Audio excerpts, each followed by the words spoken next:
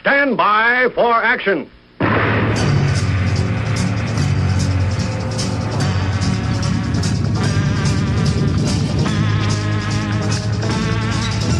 Thanks for joining me. My name is Dave Miller. I am the Unpleasant Blind Guy. Let's get into it. First, found out overnight that there have been many devastating tornadoes that have hit the Midwest, including Illinois, Indiana, Kentucky, and Ohio. And hope you all will please send your prayers, good thoughts, positive mojo, whatever you have, for the victims of that disaster. And there are also aid efforts underway through the usual agencies, plus Mercury One. So please give to that if you can. Now, first story we're going to get into is about people fighting back. This time not against the government so much as against business that thinks it can push people around.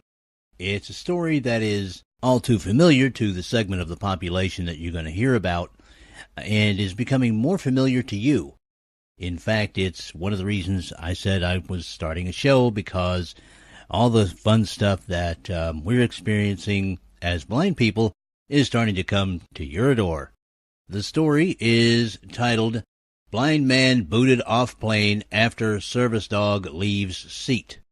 This comes from NBC 10 in Philadelphia, and it's by Dan Stam, posted on Friday the 15th of November.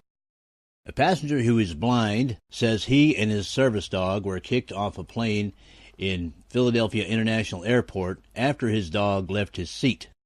He wound up making the journey on the ground instead, joined by other passengers from the plane. The U.S. Airways plane was supposed to take off for Long Island MacArthur Airport around 8:30 p.m. Wednesday, but the airline canceled the flight following the incident. Passenger Albert Razzie, who is from Bellport, New York, says he boarded the plane with his service dog, Doxology, Doxy for short, around 8 p.m.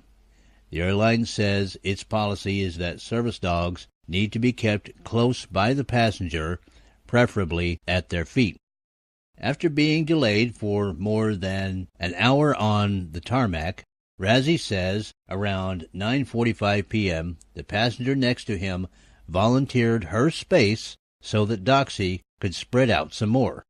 This is where the airline and Razzie's story begin to differ. The airline contends that the dog became restless and began walking the aisle. At that point, according to the airline, a flight attendant told Razzie that he needed to control his guide dog. The airline says Razzie became verbally abusive. The pilots turned the plane around, went back to the gate, and Razzie and Doxy were escorted off the DH-8A plane. Razzie says Doxy was never in the aisle, and that this is the second time he has had an issue with U.S. Air flying with a service dog. Passenger Frank Ohorst said Razzie wasn't being disruptive. We were like, why is this happening? He's not a problem. What is going on? Says Ohorst. The flight, operated by U.S. Air Express carrier Piedmont Airlines, normally takes about 40 minutes to make the 130-mile or so journey. U.S. Air said that after the incident, the crew felt threatened, so the airline decided to cancel the flight and instead organized a bus trip to Long Island. The airline denied that angry passengers who were either angry with Razzie's treatment or worn out from waiting to take off for longer than the flight takes became angry with the crew, leading to the cancellation. The airline said that Razzie was not refunded since the incident is under investigation. The airline also said it will review the incident to make sure proper protocol was followed. All right, people. This incident is unfamiliar to most of you, but it is familiar to blind folks. We've seen this sort of thing happen many times before. And I can tell you what happened in this particular incident because it's a source rather of pride for me. What happened was that Mr. Razzie was allowing his dog not to run around in the aisle. He was allowing his dog to stretch between seats that were next to each other. That's all that was going on. The dog was stretching because usually the dogs are under the passengers' feet when they're on the aircraft. That's all that was happening. The airline denies that the other passengers were annoyed at Mr. Razzi's treatment because they are quite simply covering their rear ends.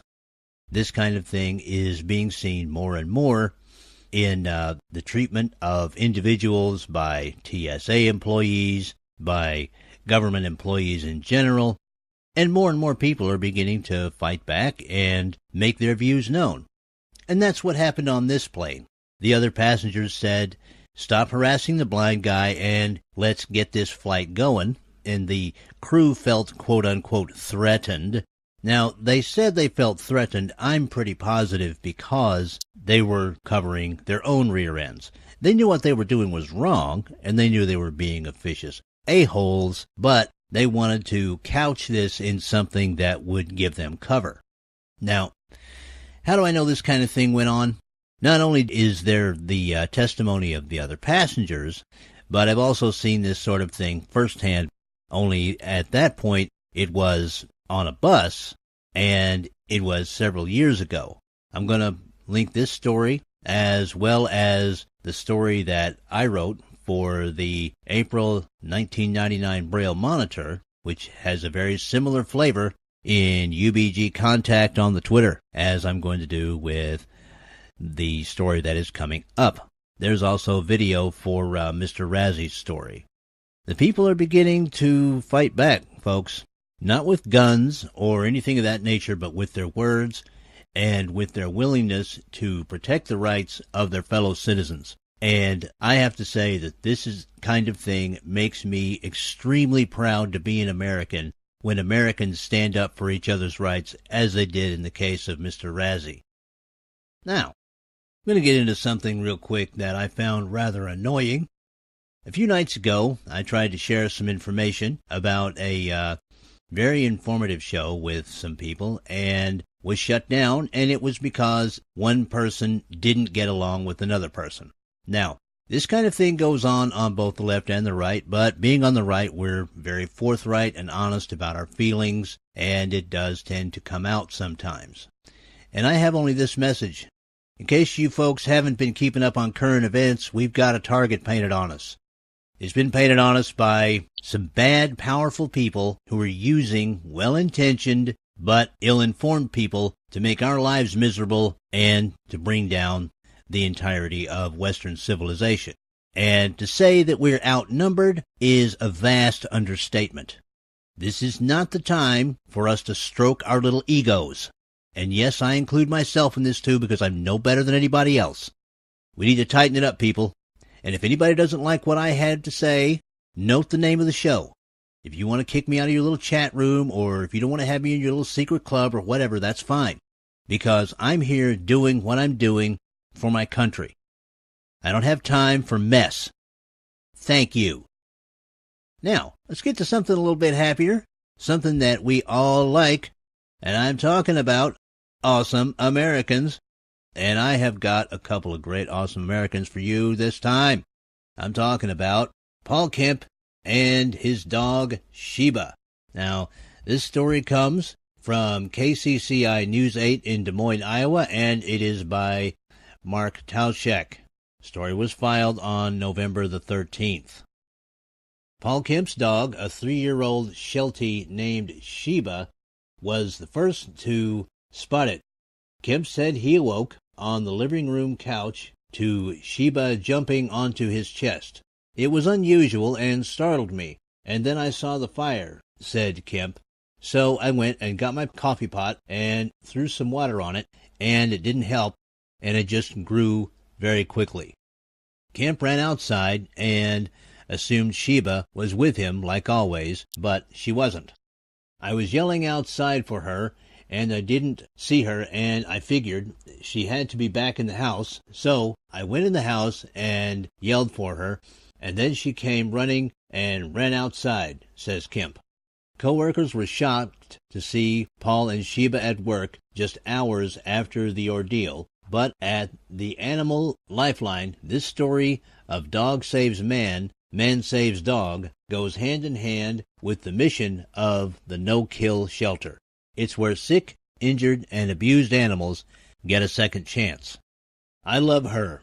She's my little girl. I mean, I've always loved her, but now she's saved my life, said Kemp. She showed me that she's my best friend because she was worried about me. I mean, she wasn't running around when she first saw the fire. Her first instinct was to wake me up, thinking about me first.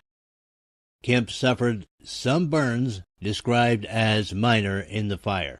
The cause of the fire remains under investigation. Authorities said the home is a total loss. Kemp and Sheba are staying in a hotel. Kemp said he had homeowners insurance. So there you have it. An awesome American who works at an awesome American establishment, bringing life and joy to our four-legged friends that we love. That's it this time. Next week, a Thanksgiving special, and we're going to have a little bit of fun. Until then, thank you, and may your God go with you. Goodbye.